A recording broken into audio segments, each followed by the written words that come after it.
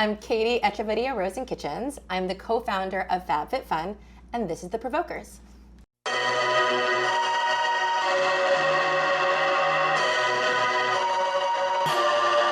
Mother lover, you gon' love this. Graduated from a rebel to a revolutionary in my area, they love this. I'm a wreck it like I'm revving the engine, heaven's ascension, every dimension, give me attention. Look at my soul, look at my heart, look at my hope. Got the world on my back, but I carry it though. Tell them God got my hand, I got the truth.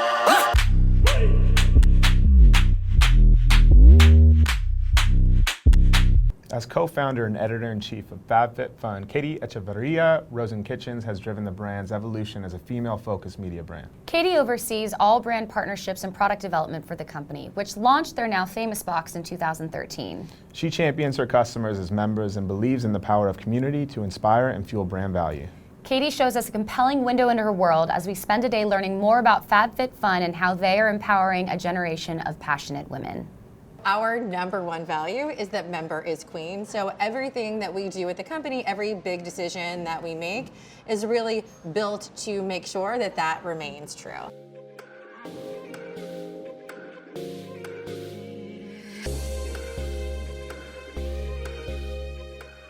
When we started Fab Fit Fun, everybody came from the website. They were very much my demo. You know, I picked 8 products that I liked, and chances were relatively high that they were going to resonate with our members. Now that we're, curating, for well over 1.5 million women every season, our membership is just much more diverse, and we know, the same, different people rather don't want the same products. And so we address this in a couple of different ways. One is, through using more and more consumer insights to get a better understanding of who our members are, what products they like, what brands they want to see. We have forecasted ratings for every potential product that goes in the box. We have a Q score for every brand that we think about.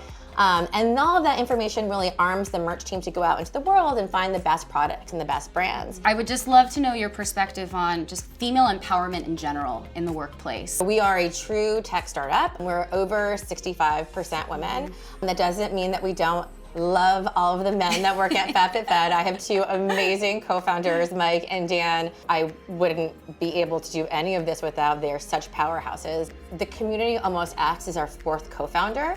They've really built this business with us, and they have a huge amount of influence in the decisions we make. And with such a captive community, how do you actively engage them and more actively grow that community? There is a sort of myriad of ways, and that's where we start to talk about this idea of membership, because the box is one touch point. We get to bring that surprise and delight to them 4 times a year, but we obviously want to be engaging them every single day. We think of ourselves as a marketing platform, and really is a 360 marketing opportunity.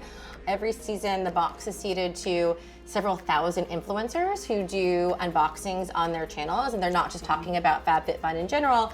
They really are talking about each individual product, tagging each individual brand. We do a ton of events, so our lovely brands get special features there. And then there's a whole sort of data component. So as I mentioned, we do these custom surveys after the campaigns wrap, and brands have the opportunity to really help customize what those surveys look like. So, if they want to know what they loved most about the product, if they didn't like, what they would change, all of that information then goes into the surveys, and we get about a 20% return rate on those surveys. And if you think about this at our scale, that's a lot of data that then gets delivered back into their hands. We're in an incredible space. What are we standing in right now? So this is our mini studio, and we do a ton of different kinds of content back here. So we do founder chats where I get to interview all of the amazing people that put products in our box. You talk about your community and how it's really important that you keep them engaged. Yes. And I know you recently launched a summer house. Yes. What was the genesis of that? So this was actually our 3rd annual summer house, and we do a ton of events. On one hand, it's a way to drive up the impressions. We also, invite our influencers, and it's really nice for our brand partners to be able to interact with them on a one-to-one level.